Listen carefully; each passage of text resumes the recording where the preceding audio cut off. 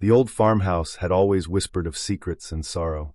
Its ancient timbers creaked under the weight of decades of neglect, groaning like old ghosts mourning lost times. When Lily, her little brother Max, and their parents arrived on a cool autumn evening, the house exuded a melancholy charm. Dust motes danced in the weak sunlight filtering through a grimy kitchen window, and the scent of damp wood and forgotten spices filled every room. "Isn't it cozy?"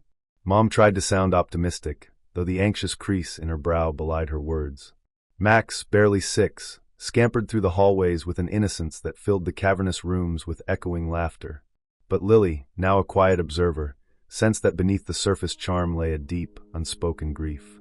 That first night, as shadows lengthened and the wind howled like a forlorn chorus outside, the house transformed.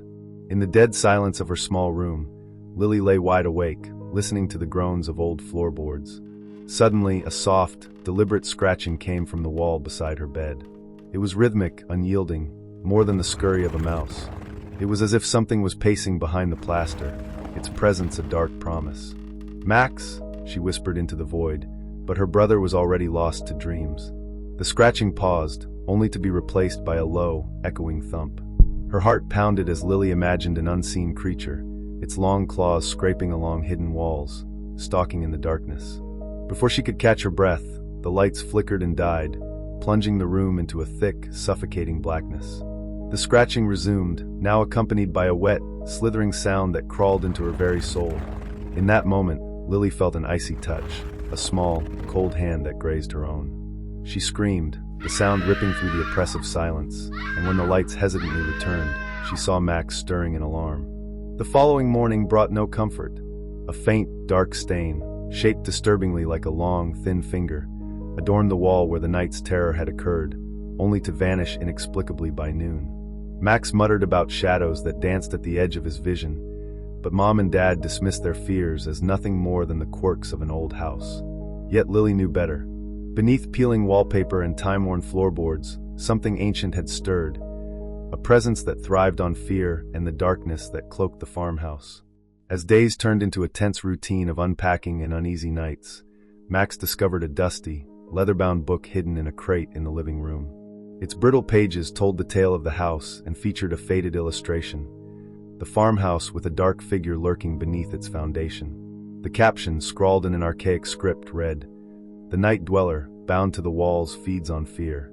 Before they could bring the book to their parents' attention, the house creaked ominously as if to remind them that some secrets were best left undisturbed. A chill wind snaked through the rooms, and the children felt the heavy presence of something watching them, a dark sentinel lurking just beyond sight. That night, as the family attempted to settle into a fragile peace, the lights betrayed them once more, plunging the house into an all-consuming darkness. The silence was shattered by the frantic scratching beside Max's bed. A dragging sound, slow and relentless, emerged from within the walls. Lily clutched her brother close as a rasping, whispering voice seemed to seep from the very walls. "Fear feeds me." In the murky darkness, a shadow materialized, an elongated figure with glowing red eyes and a pallid, emaciated face. Its hand, skeletal and adorned with long, curved claws, reached out as if to claim its next victim. In a desperate bid for survival, Lily grabbed a heavy, cast-iron skillet from the bedside table and swung wildly. For an agonizing heartbeat, the creature recoiled with a hiss of malice, its form flickering like smoke in a draft. But the reprieve was fleeting. In the ensuing chaos, the front door refused to yield. It was as though the very house conspired to trap them within its cursed walls. With hearts pounding in unison, the family scrambled toward the back door. In the long corridor, illuminated only by sporadic moonlight, the night dweller reappeared. Its gaunt, angular form exuded an aura of dread, and its eyes burned with a demonic hunger.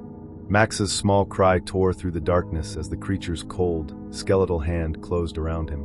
Lily lunged forward, her cry echoing through the hall, but found herself paralyzed by terror as she watched her brother being dragged into the depths of the shadow. The creature's whisper, low and triumphant, murmured, "Mine," as it disappeared into the wall, leaving behind deep gouges and oily stains. Mom and Dad were stricken, their faces etched with despair as they realized the unfathomable truth. The house was no mere structure, but a living prison for an ancient horror. With heavy hearts, they gathered what little courage remained and attempted to flee. But the farmhouse, as if savoring their anguish, held them captive until the creature's relentless pursuit cornered them in a final, devastating encounter. In a heart-wrenching climax, the night dweller returned to its lair with a terrible finality. Lily, desperate to rescue her family, fought valiantly with the skillet, but the creature was relentless. One by one, the walls swallowed her loved ones, their screams muffled by the creeping darkness. As the creature's claws raked over flesh and bone, the house bore silent witness to the collapse of a family's dreams and hopes. In the aftermath, the farmhouse stood silent and foreboding, a monument to unfathomable loss. Days later, a solitary traveler passing by the dilapidated structure would notice faint, oily stains along the walls, stains that seemed to pulsate with a life of their own. In one room, a door hung open, its frame marred by deep gouges, and in another, the whisper of a long-forgotten promise lingered in the stale air. Mine. The tragedy did not end at the farmhouse. Rumors spread through nearby towns of a cursed dwelling that consumed every hope and every life it touched. The haunted legacy of that night endured, as a cold dread settled over the region. The farmhouse, left abandoned, became a somber relic, a place where the echoes of terror and despair mingled with the wind. Lily's memory, along with that of her lost family, haunted the land like a restless spirit. For years, villagers spoke of the night dweller as more than a monster. It was a symbol of inescapable sorrow, a grim reminder that some evils are eternal, and that escaping the darkness is but an illusion. In the quiet moments before dawn, when the mist curled through the fields and the trees whispered of forgotten tragedies, one could almost hear a soft, sorrowful whisper carried on the breeze, a lament for those who were lost, and a warning for those who dared to approach the house of eternal night.